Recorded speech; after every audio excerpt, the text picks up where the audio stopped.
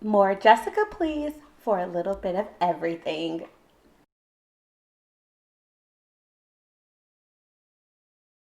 Hi everybody, welcome. If you're new here, my name is Jessica and this is More Jessica Please.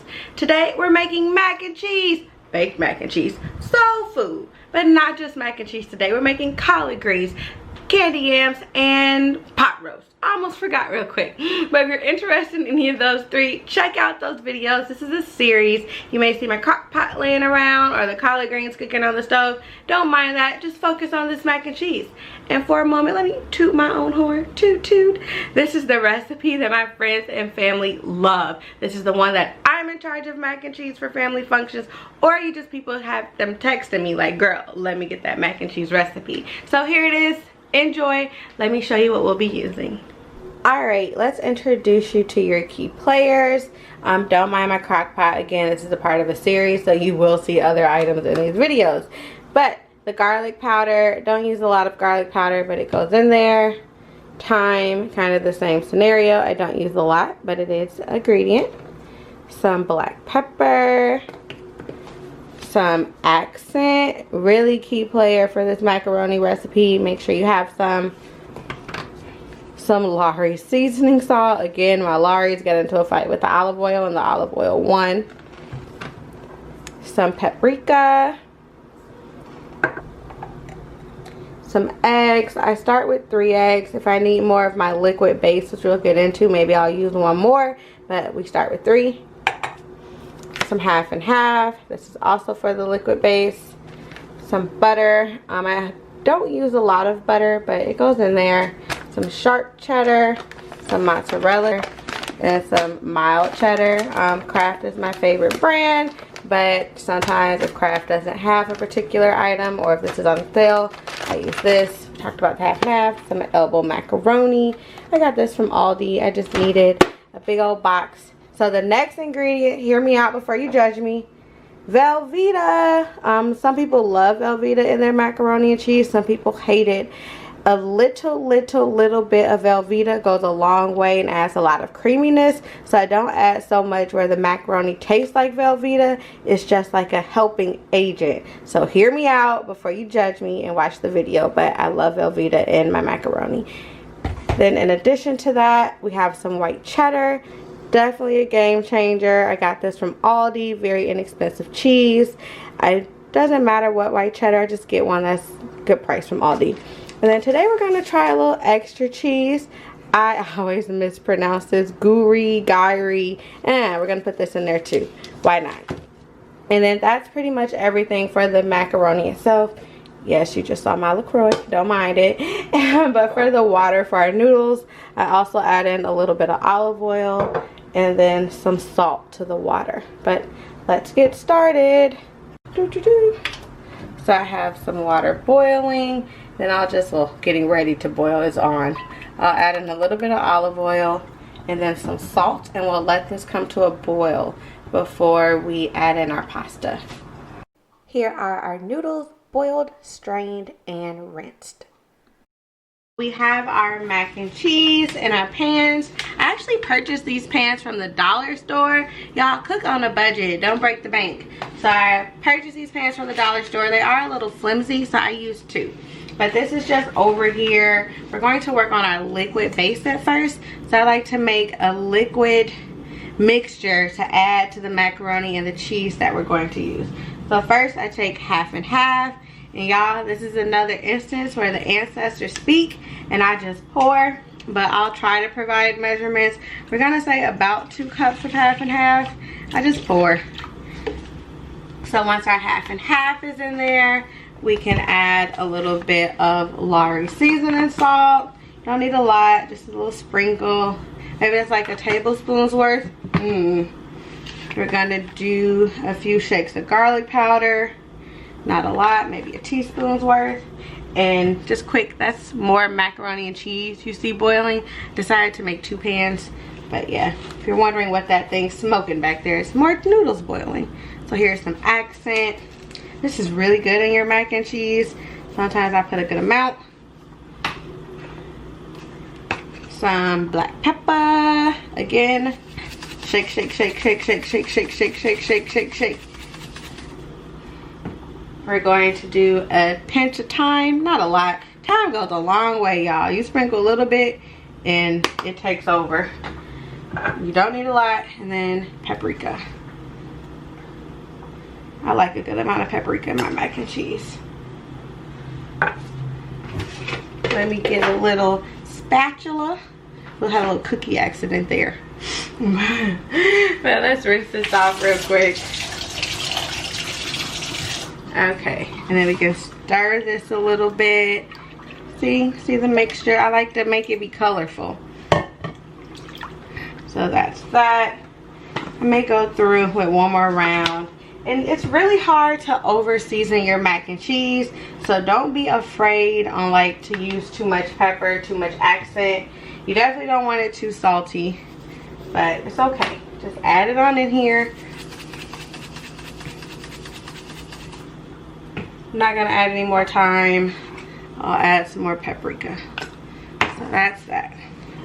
So now to our liquid mixture, we are going to add eggs. Here are our eggs. We're starting off with 3. I can't tell you how many eggs I've cracked in my life, but I can tell you I still don't trust myself to crack them without any shell getting in the bowl. So I am cracking my eggs in a separate glass bowl before giving them a really good whisk and then adding them into the mixture. So here we are, all 3. I'll grab a fork and just whisk, whisk, whisk, whisk, whisk, whisk, and then we're all set to add into our liquid base. So why do I use egg? Egg helps the cheese stick to it. So that's why we put egg in here. It's really good to help the mixture all stick together. So now it's time to add the cheese.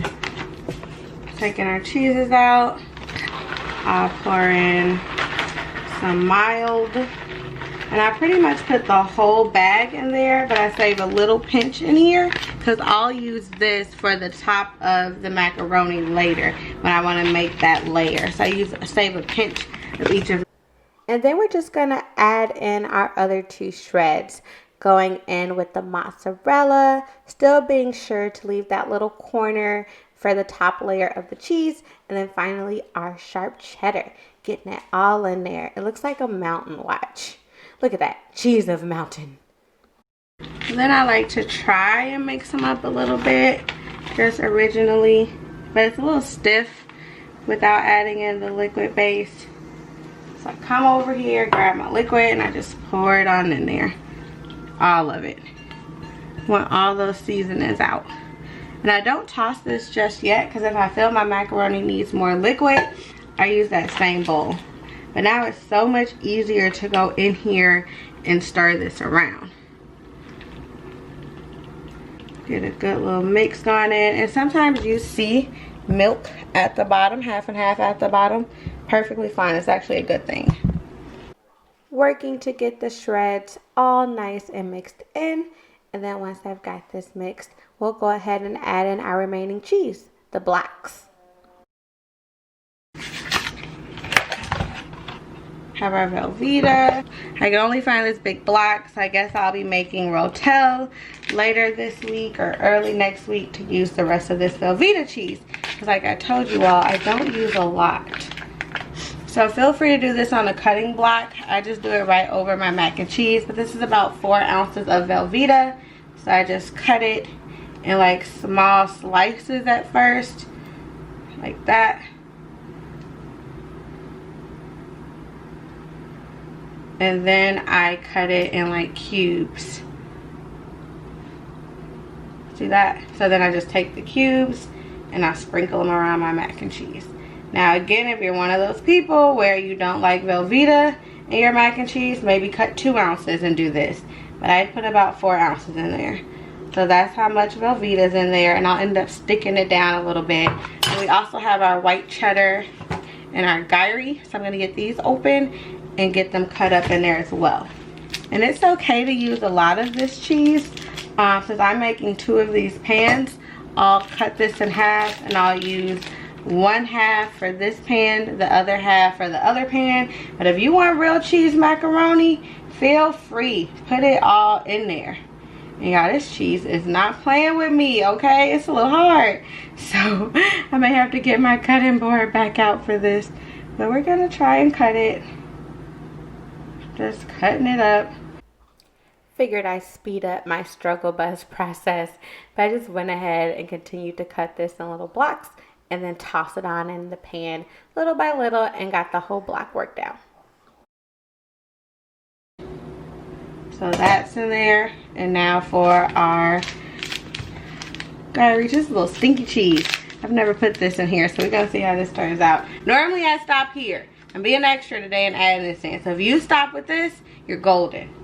But why not, you know, just go all out today. Ah, nice save. So here's this cheese.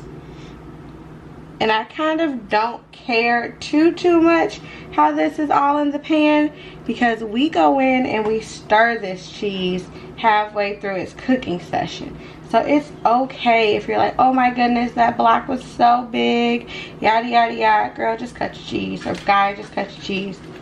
Y'all, just cut your cheese. Alright, so that's in there. Those are all of our cheeses. We're good to go there.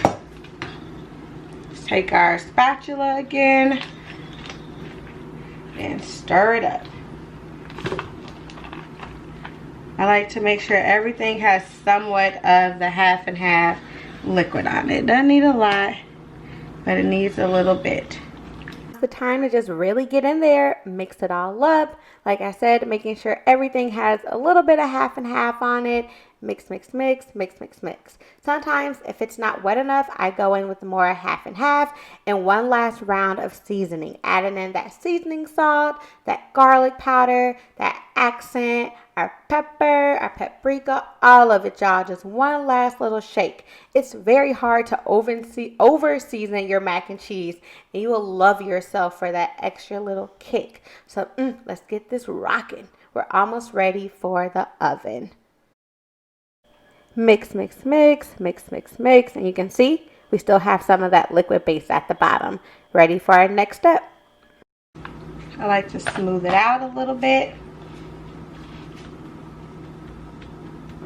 I cut like 1.5 tablespoons of butter, and I'm just going to some foil on that, and I'm just going to add it in here. Just a little. You don't need a lot of butter. Just a little bit.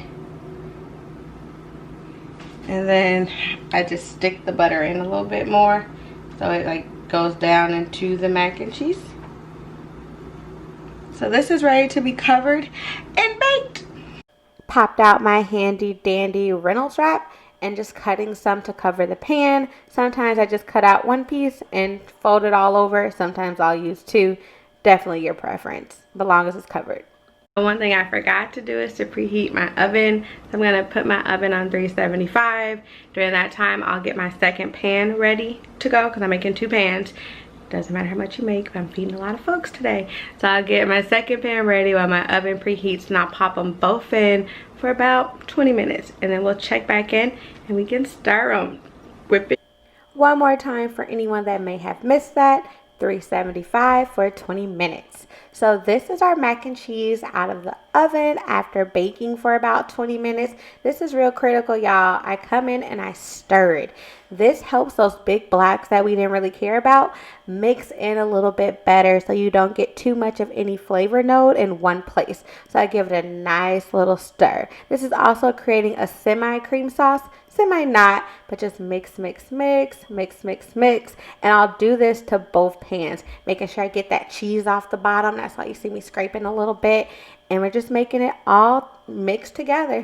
One good point is to have a pretty good spatula for this. This is not the time that you use your dollar store spatula. Now that we've gotten everything mixed in, we go ahead and we add on those little remainders of the cheeses, and we get that layer on top and pop it right back in the oven to finish cooking for about 25 more minutes. So this is our mac and cheese after being in the oven for about 45 minutes total, after we took it out, stirred it, and added that top layer of cheese. So our oven's been on 375 this whole time. We are going to put it on broil, really turn up the heat barely, very lightly so we can get a nice crust on this top layer. Browning the mac and cheese on top is completely optional, but I popped my foil off. I put the mac and cheese back in and I put it on high/broil for about 5 to 10 minutes. Don't cook it any longer than that or you will over bake your mac and cheese, and we still want it nice and good, you know. But look at our final product, guys. This is our mac and cheese.